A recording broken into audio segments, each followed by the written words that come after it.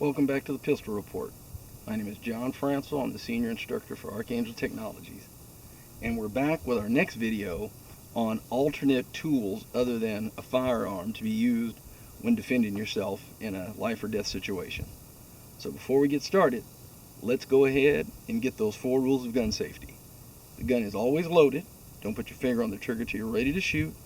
Know your target, what's beyond it, and don't let the barrel point at anything you're not willing to destroy. Now that we have that, first thing we're going to talk about is the fixed blade combat knife or field knife. And knives are measured from the tip of the blade straight back to where the handle begins. This one's approximately 6.5 inches, which means it should be carried in the open in a scabbard if you're going to carry something like this. Some states it's not allowed other than open carry. And so this is something that I would carry on the belt you see me wearing when I'm out here in the forest and stuff, because it has a long enough blade to do other things other than defend you against a human. So this is something that I would use and take with me camping trip or somewhere where I'm open carrying with other gear. Very good bushcraft knife though. After that, we have the folding blade knife. And this one is one of my favorites because it has a cutout finger hole with grooves for a purchase. It also has a locking mechanism, so once you open it, it locks open, and it has another secondary lock that you can use to close it and close the blade. When it's flipped open, you put the safety mechanism on to lock that blade, so even if you use the closing mechanism, it's not going to move. I like it because it's one of those knives that not only is it a straight sharp edge, it has serrations. Serrations come into place especially if this is your everyday carry, to be able to cut through cordage and especially seat belts. If you get into a bad accident and your seat belt locks, you may be inverted. A straight edge alone takes a bit longer to cut through that seat belt depending on the sharpness of the blade. A serrated edge, it will make very short work of a seat belt or even a strap tie down. So that's why I prefer serrated and part straight edge. Not only that, this has a nice contour in the handle so that your last finger has a place to sit. And I like it because even closed, this can be used as a very effective impact weapon. And used closed, you can make a case that this is non-lethal force. But it can be lethal if you know the places to strike. So a folding knife with a locking mechanism is very nice. Then you have a smaller folder, but very similar. It has a device to unlock it and close it, but it doesn't have a manual safety locking device. Very good blade. It has the Tonto type tip, which means it will puncture through even light metal if used properly. Partially serrated, which means quick work of seat belts, and something that's very good to carry when you want to do an everyday carry and have something with you that's sharp. Has a pocket clip, and once again, you can just fold it closed. It has a little thumb device that helps you flick it open. So another smaller size. You can also use it for impact if you want it to in your hand, but it's not as weighty and doesn't have the mass of the other knife. So once again, different size folding knife.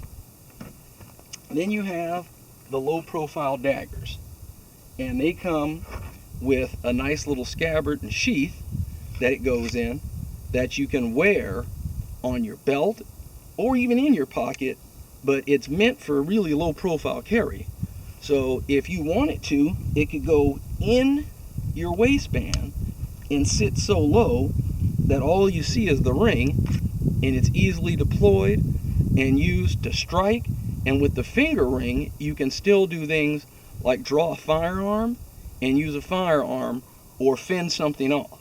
So very interesting tool. We'll cover this more in length with our curriculum for non-firearm defense. So another one that's very good. And the scabbard fits right into your waistband, goes in easy, and comes out. We also have the Mini, which is just a smaller size of the previous dagger. Same type of sheath, but it sports a much smaller blade, but very sharp. These are very good for people who don't wear baggy or oversized clothes, because once again, these will fit low in the waistband, and the only thing exposed is the ring to draw the dagger. Or a ball chain can be affixed, and it can be worn just like a neck knife. Then you have your tried and tested small folding knife, and it has a small horn that sticks out that's used to be able to help close and to deploy the knife. So when opening the knife, you can flick it and use that to deploy it faster. Very good, straight edge, some serration, and it has a bit of texture on it for grip sake. Any length is good if it's sharp enough, because if someone grabs you or closes on you, what you're trying to do is inflict an injury that will cause massive blood loss, and that means, or debilitate a limb. If someone has an overhand grasp on you and you cut the back of the wrist and hand, a lot of tendons and blood vessels are going to be involved in that, and you're going to end up with somebody wanting to let you go to keep their blood in their body. So another very effective tool. Then we have one of my favorites. It's the stamped simple metal fixed blade knife. Straight edge, toe tip, so it will have quite a bit of penetration through intermediate jackets or even plywood. This is something that can be in the sheath and tucked into the pocket, or it can be deployed by wearing it under your shirt on the ball chain scabbard. So this is just a quick view of some of the tools you can use other than a firearm. And when you're carrying a firearm, it is my advice that you always have some kind of folding blade knife that's legal in your jurisdiction.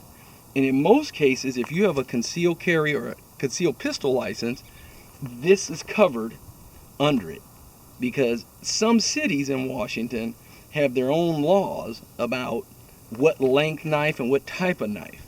So always do your research. There's nothing wrong with calling local law enforcement and asking them what type of knives are legal to carry.